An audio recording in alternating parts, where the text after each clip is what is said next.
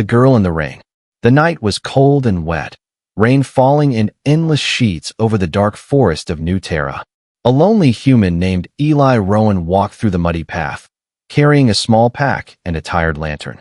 He had been traveling for days, searching for old mining stations that still held scrap metal. His boots sank into the wet ground, and his breath came out in small clouds. The sound of the rain mixed with the distant echo of thunder. He thought he was completely alone until he heard a soft noise, a whisper, a voice so faint he almost believed it was the wind. "Please, don't look." Eli froze, his heart beating faster. He turned his lantern toward the sound, and for a moment, he saw nothing but the falling rain and the moving shadows of trees. Then he noticed a small glowing light, blue and trembling, between two fallen trunks. He stepped closer and saw her. It was a young alien girl, sitting in the mud, her skin faintly glowing in the dark. Her long silver hair stuck to her face, and a strip of torn cloth covered her eyes. She was shivering, her thin hands clutching something metallic, a round bracelet that pulsed with weak light. Eli stopped breathing for a second, unsure if she was real or a trick of the light. He had seen aliens before, but never one so small, so fragile, so human-like. "Hey, are you all right?" he asked quietly, kneeling beside her. She flinched at his voice, her head turning sharply away. Don't look at me," she whispered again, her voice full of fear. Eli hesitated, confused. "I'm not going to hurt you, I swear." He pulled off his jacket and wrapped it around her shoulders. Her skin felt cold, too cold, like touching snow. She didn't move at first, but then she relaxed a little under the warmth. The rain kept falling, tapping softly on the metal bracelet in her hands. Eli could see strange marks running up her arms, faint lines glowing under her pale skin. "What happened to you?" he asked, but she stayed silent. The wind howled through the trees, and Eli looked up at the dark sky. Something metallic moved up there, a small drone, blinking red, scanning the ground. The alien girl suddenly tensed, clutching his sleeve. "They're coming," she said, her voice shaking. Eli looked at her in surprise. "Who's coming?" She didn't answer, only whispered, "If they find me, we both die." That was enough for him. He picked her up gently, her weight lighter than he expected, and started running toward the hills. The drone's lights swept over the forest behind them, red beams cutting through the mist. Eli's lantern went dark as he covered it with his hand, his breath rough and quick. The girl buried her face against his chest, trembling. He didn't know who she was or what she had done, but he knew one thing. She was terrified, and somehow he couldn't just leave her. After running for several minutes, Eli reached an old cabin hidden among the trees. It was half-broken, a place he had used before during scavenger trips. He pushed the door open with his shoulder and stepped inside. The roof leaked, but it was shelter. He laid the girl down near the old fireplace, setting the lantern beside her. "You're safe now," he said softly, lighting a small fire. She didn't reply, only turned her face away, hiding behind the wet cloth. When the firelight grew, Eli saw her more clearly. She looked almost human, except for her skin, which shimmered faintly like moonlight on water. Her ears were small and curved, her lips pale blue, and the marks under her skin, they pulsed with slow light, like veins carrying energy instead of blood. He wanted to ask her more, but something about her silence stopped him. She was scared, not just of being found, but of herself. Eli sat beside the fire, taking out a piece of dry bread from his bag. "You should eat something," he said, offering it to her. She hesitated, then took it slowly, her hands shaking. When she bit into it, her expression softened a little. For the first time, she looked less like a ghost and more like a lost child. Outside, thunder rolled again, echoing through the forest. Eli checked the window, making sure no red lights were nearby. He saw nothing but darkness and rain. Turning back, he noticed the metallic bracelet glowing brighter on the ground. It was beautiful and strange, covered in small symbols he didn't recognize. He reached out to pick it up, but the girl's voice stopped him sharply. "Don't touch that," she said, louder than before. Eli froze, his hand midair. She clutched the bracelet tightly to her chest, her face still hidden. "Please," she said again, quieter this time. "Don't look, don't touch, just let me disappear." Eli didn't understand her fear, but something in her voice broke his heart. She sounded tired, like someone who had been running for too long. He nodded slowly, sitting back by the fire. "All right," he said softly. "I won't look and I won't ask." Silence filled the room. Only the rain tapping gently on the roof. The alien girl curled up near the fire, still trembling. Eli watched her, wondering who she really was and why she was hunted. He could feel that something bigger was happening, something hidden in her eyes behind that cloth. As the firelight flickered, Eli leaned back, trying to rest. But outside, through the thin walls of the cabin, he heard the faint hum of engines. More drones, searching, scanning, closing in. He tightened his grip on the rifle beside him. He didn't know it yet, but the night he found the alien girl would change everything. For him, for her, and maybe for the whole world. The hidden mark. The fire burned low inside the cabin, painting soft orange light across the broken walls. Eli sat near the window, watching the storm fade into heavy mist. The alien girl was still asleep beside the fire, her head resting on his jacket, her blindfold still tied tightly across her eyes. She looked peaceful, but her breathing was shallow, as if she carried invisible pain. Eli sighed, trying to understand who she was and why she was being hunted. Outside, the rain slowed to a quiet drip, and silence took over the forest. He could almost hear his heartbeat. He turned back toward the girl, and then he saw it. The firelight flickered, revealing strange lines beneath her skin, glowing faintly blue. They ran from her wrist to her shoulder like a network of living circuits. At first, Eli thought it was some kind of tattoo, but the light inside those lines moved, flowing like liquid. He reached forward carefully, trying to see closer. But the moment his shadow touched her, the girl woke up with a sudden gasp. Her hand shot out, grabbing his wrist. "Don't," she whispered, her voice shaking. "Don't touch me." Her grip was weak but desperate. Eli froze, whispering back, "It's okay. I just saw something glowing. Are you hurt?" She didn't answer right away, only pulled the jacket tighter around her shoulders. For a while, neither of them spoke. Only the sound of crackling would fill the air. Then Eli said softly, "You saved me last night, didn't you? When that drone exploded." The girl turned her head slightly, her blindfold hiding her expression. "I didn't mean to," she said in a trembling voice. "It just happens when I'm scared." Eli frowned. "So you can destroy machines with your mind?" She shook her head slowly. "No, not just machines." Her words made him uneasy, but also more curious. He got up and poured water into an old metal cup, handing it to her. She hesitated, then took it.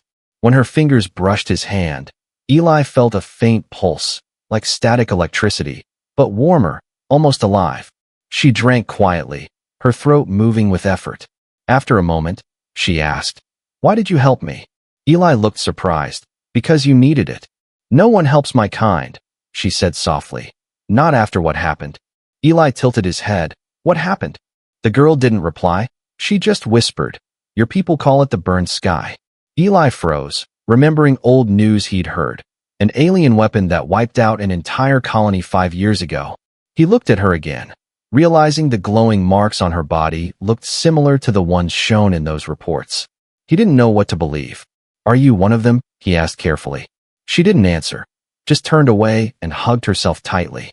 Eli realized she was crying silently, tiny drops glowing as they touched her skin. He wanted to say something, but before he could, the sound of distant engines filled the air again. He ran to the window. 3 flying drones hovered above the trees, scanning with red beams. "They're back," he muttered. The girl stood, her small frame trembling. "They'll find me." "Not if I stop them," Eli said, grabbing his old rifle. But before he could aim, one of the drones turned toward the cabin, its red light flashing rapidly.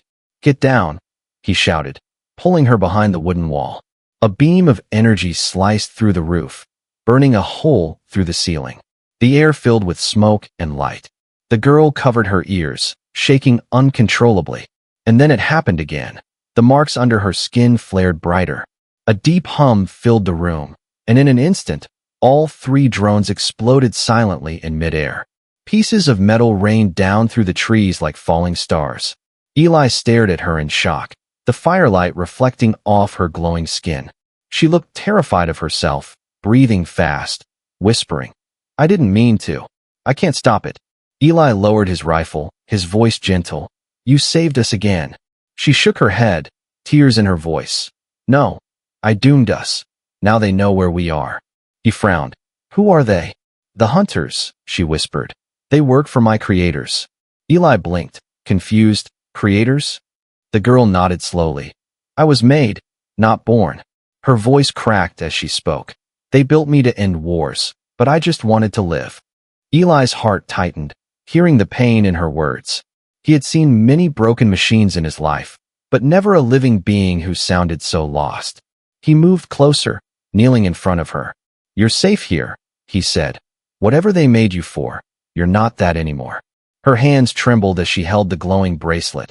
You don't understand. This is a tracker. Eli looked at it in shock. Tracker? She nodded. Every time I use my power, it calls them. And now they're coming. A low rumble shook the ground outside. Not thunder this time, but something heavier. Through the cracks in the wall, Eli saw faint blue lights moving through the mist.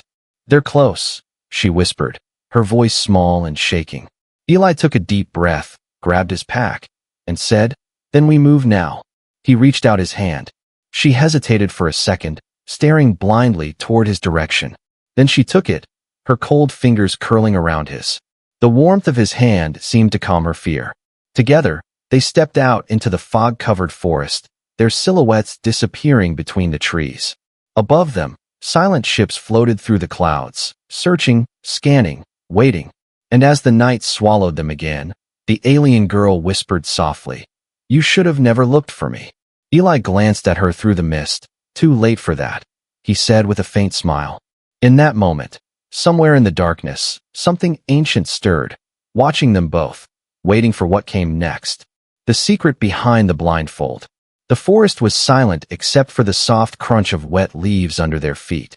Eli and the alien girl moved carefully through the fog, the moonlight breaking through gaps in the clouds. Every few seconds, the girl turned her head slightly, as if listening to something far away.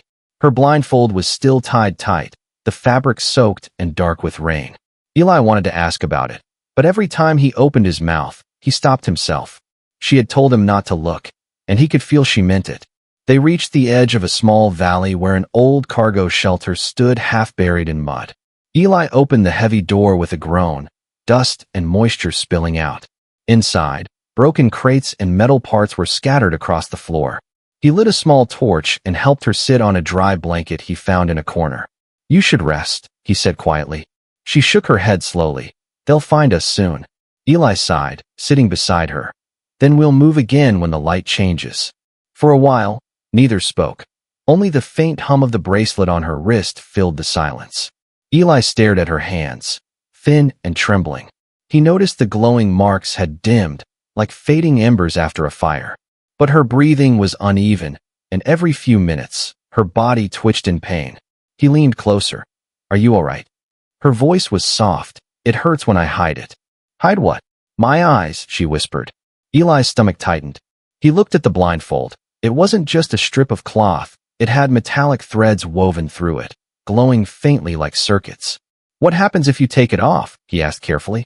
She shook her head, fear rising in her tone. You'll see things you can't unsee. Her voice cracked. Everyone who looked at me, they're gone. Eli frowned, not understanding. Gone? Like dead? She nodded weakly, her voice trembling. Their hearts stop, their minds burn. Eli stayed quiet for a long time, staring at the flickering torch. Finally, he said softly, You think it's a curse, but maybe it's something else. The girl tilted her head toward him, her expression hidden. What else could it be? Maybe it's not your fault, he said. Maybe they made you that way. Her lips parted, a single tear tracing down her glowing cheek. They made me to destroy, she said. They called me Prototype 13, the one who sees through souls. Her words echoed in the dark.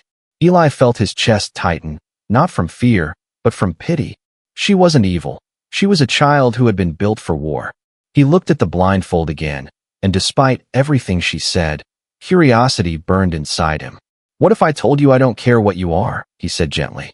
The girl turned her head sharply. You should care. I've seen monsters before, he replied. And you don't sound like one. She didn't answer. only pressed her hands against her eyes as if fighting something inside. Then suddenly, the air changed.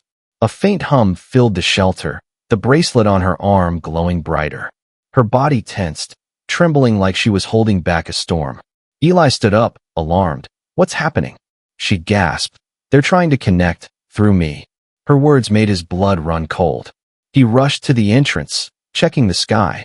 Faint red lights were flickering beyond the fog. "They're close again," he said, turning back. But when he looked at her, he froze completely. The blindfold had slipped, just a little. And in that tiny gap, he saw light. Not just light, but galaxies swirling behind her eyelids. It was like looking into space itself. Stars, clouds, endless depth, moving slowly as if alive. He couldn't breathe, couldn't move. For a second, he forgot fear, forgot reason. It was the most beautiful thing he had ever seen. Then pain hit him, sharp and electric. His chest tightening, his head pounding like thunder. He stumbled back, clutching his chest, falling to his knees. The girl screamed, pulling the blindfold back down. Her voice broke. "No. You looked. You weren't supposed to look."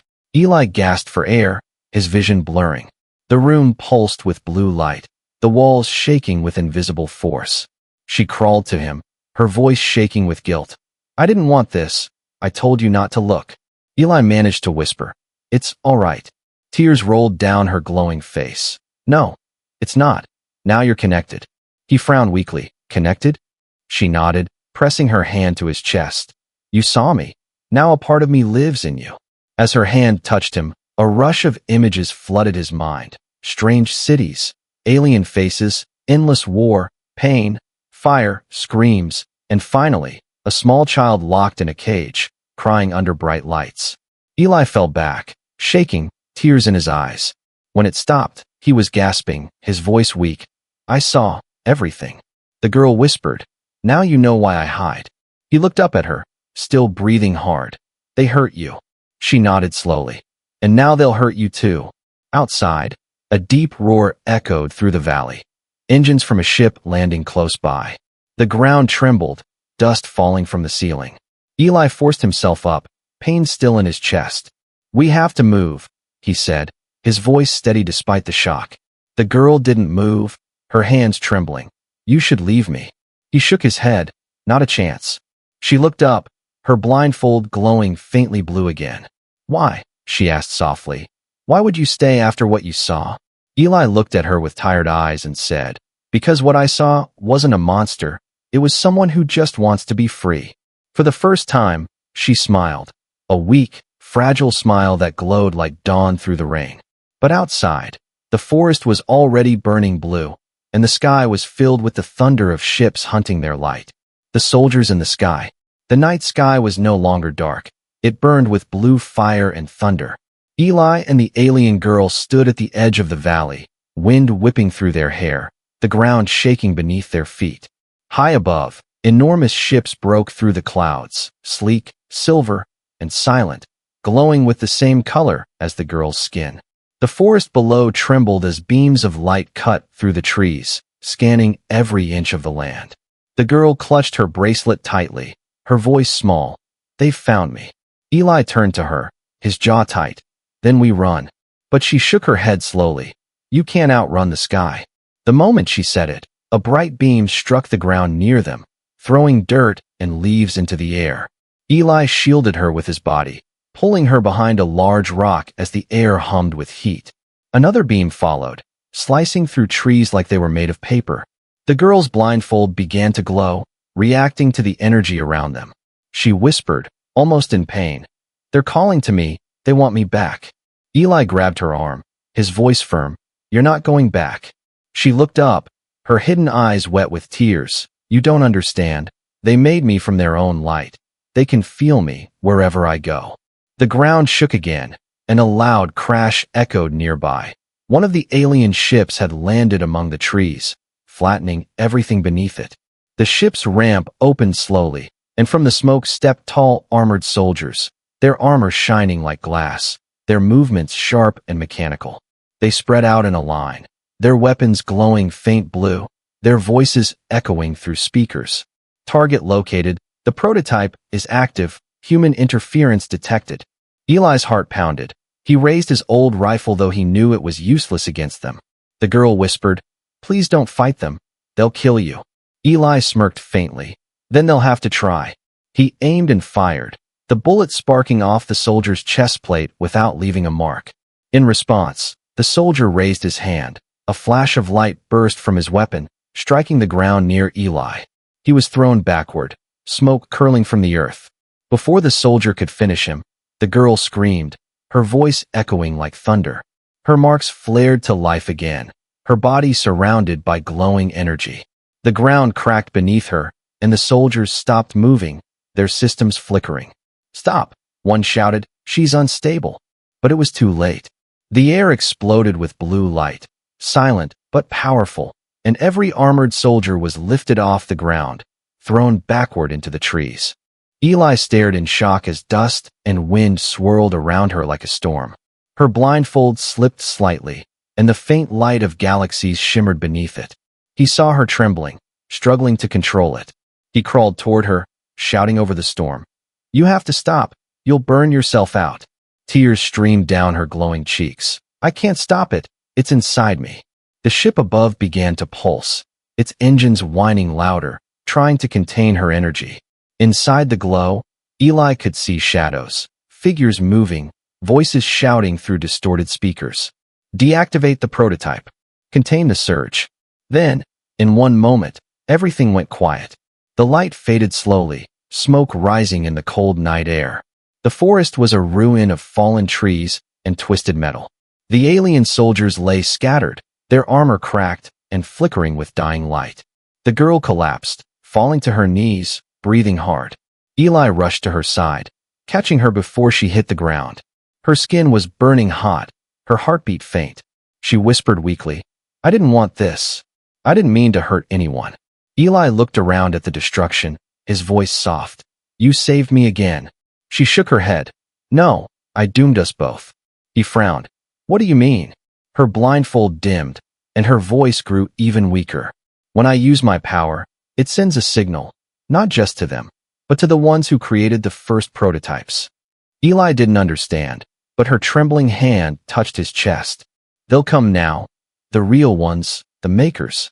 She closed her eyes, whispering like a child lost in a nightmare. "They never stop until they get what belongs to them." The silence that followed was heavy and strange.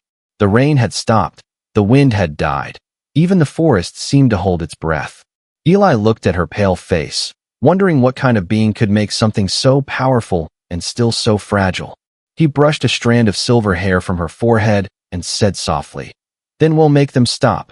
Her lips parted in a small, tired smile. "You can't fight the stars, Eli." He smiled back faintly. "Maybe not, but I can fight for you." Far above them, in the shattered sky, a new light appeared, a massive silhouette breaking through the clouds. It wasn't like the smaller ships. It was older, darker, and shaped like a floating temple. Its presence filled the air with pressure, bending the wind and shaking the ground. The girl felt it before she saw it, her body trembling, her voice breaking into a whisper. "They've sent Haven Prime, the mother ship." Eli looked up, his heart sinking. The ship stretched across the sky like a storm, lights flickering along its hull like veins of lightning. He held her close as shadows from the ship covered the forest. And as the darkness swallowed them again, the girl whispered with trembling lips, "This is where it ends." Eli whispered back, holding her tighter, "No, this is where it begins." The truth about the mark. The forest was silent again, but it was the kind of silence that came after something powerful had passed. Smoke curled from broken trees. Ash floated like snow in the cold night air. The great ship, Haven Prime, hovered above the valley, its lights painting everything in ghostly blue. Eli sat beside the alien girl inside the ruined cabin, his body bruised, his heart still pounding. She looked pale, her glowing marks fading like dying stars under her skin. Her hands trembled as she held the metal bracelet close to her chest. Eli watched her quietly, wondering how someone who looked so fragile could hold such terrifying power. He spoke softly. "You called it a tracker, right? That thing on your arm?" She nodded weakly. "Yes, but it's more than that." He leaned closer. "Then tell me what it really is." Her blindfold shifted slightly as she turned her head toward him, her voice barely above a whisper. "It's a key," she said. "A living key that opens my memory." Eli frowned. "Your memory?" "Yes," she whispered. "Every prototype like me is created with a sealed mind. We only remember what they want us to remember." She pressed the glowing bracelet against her chest and gasped, as if it burned her. When she opened her mouth again, her voice changed, deeper, layered with echoes. "The mark you saw under my skin isn't decoration. It's the Maker's code. It binds me to the network of my creators." Eli listened silently, his eyes filled with a mix of fear and compassion. "Can you break it?" he asked. She gave a small, broken laugh. "No one breaks the code. It's written in our blood." She reached for his hand and placed it gently against her wrist.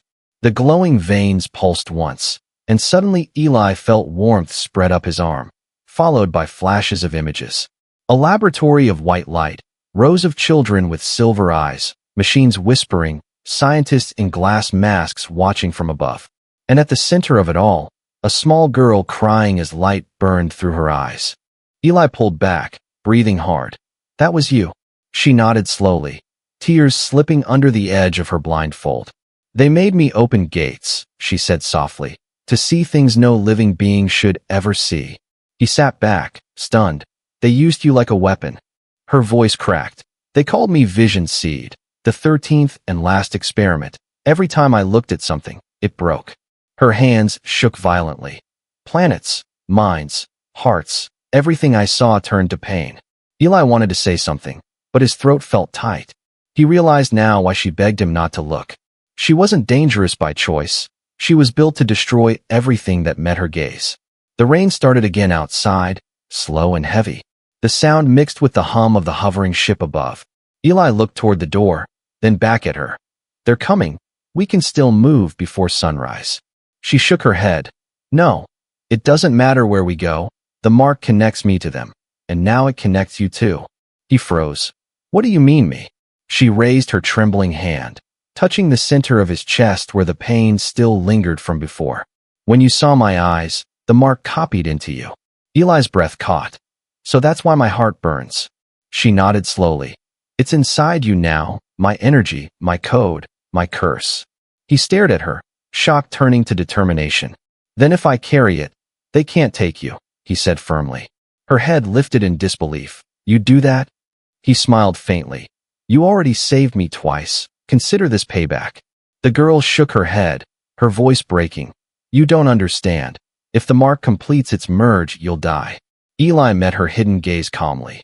"Then we find a way to stop it together." The ship above groaned like thunder, beams of light sweeping across the treetops.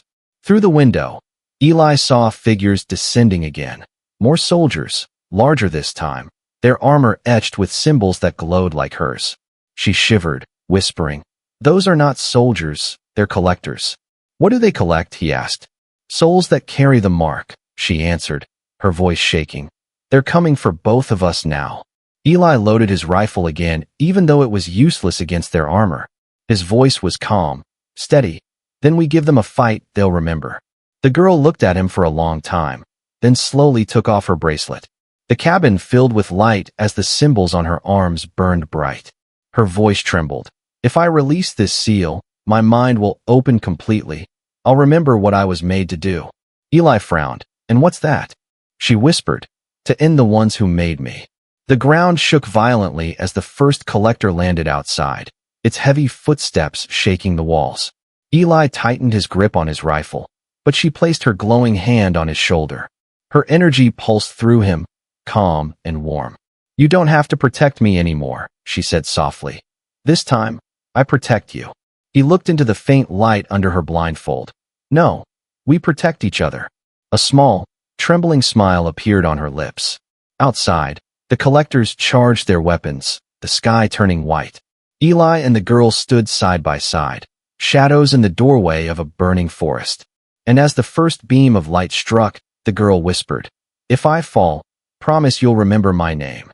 Eli's voice was steady. "Only if you promise to survive." Their hands met, human warmth and alien light merging into one glow. And when the world exploded in blue, The stars above flickered like they had just heard her heartbeat again. The light that stayed. The sun rose slowly over the scarred forest. The blue glow of the destroyed ships fading into morning mist. Eli sat on a fallen tree, his body aching, his chest still warm from the mark that now lived inside him. Beside him, the alien girl was gone, vanished into a flash of soft light, leaving only the bracelet on the ground. He picked it up carefully, feeling the faint pulse of her heartbeat echoing through it. For hours, he sat in silence, staring at the mist-covered valley. Every leaf, every tree, felt alive, as if her energy lingered everywhere. He remembered her words, her soft voice whispering, "If I fall, promise you'll remember my name." And he whispered back, "I will, always." The sky changed color, pink and gold streaks cutting through the gray clouds. Eli stood slowly, holding the bracelet close. He realized that she had left a part of herself inside him, a light that could guide him, protect him, and remind him of courage. The forest was quiet now, the air calm, but he could still feel the faint hum of her energy, like a heartbeat under his own. He walked toward the river that ran through the valley, water glinting in the morning light. When he looked at the surface, he thought he saw her reflection, smiling faintly, eyes glowing like distant stars. He reached out, but it disappeared. Yet the warmth stayed, filling his chest with hope and purpose. Yet the warmth stayed, filling his chest with hope and purpose. Eli returned to the ruined cabin, now quiet and empty. He cleared the debris, built a small fire, and began repairing the walls. Every night, he lit a lantern near the window, a beacon for travelers, human or alien, lost in the forest. The bracelet pulsed softly in his pocket, reminding him of the girl with galaxy eyes.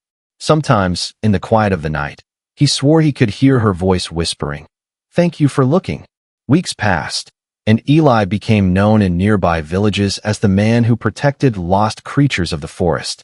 Animals returned, plants flourished where fire had scorched the earth, and strange blue lights danced in the river at night. People whispered about him, calling him the guardian of the mist. But Eli never cared about the titles. He only cared about the promise he had made, and the light that stayed with him. One night, as he sat by the fire, the bracelet pulsed brighter than ever. He felt a warmth spreading through his body, and a voice, soft and gentle, whispered in his mind, "I am here, and always will be." Eli smiled, tears in his eyes, understanding that she had not truly left him. Her light was part of him now, and through it, her courage, her hope, and her love for life remained alive. He looked up at the stars, brighter now than they had ever seemed. Somewhere out there, beyond the clouds and the reaches of the galaxy, the girl with silver hair and glowing eyes was free.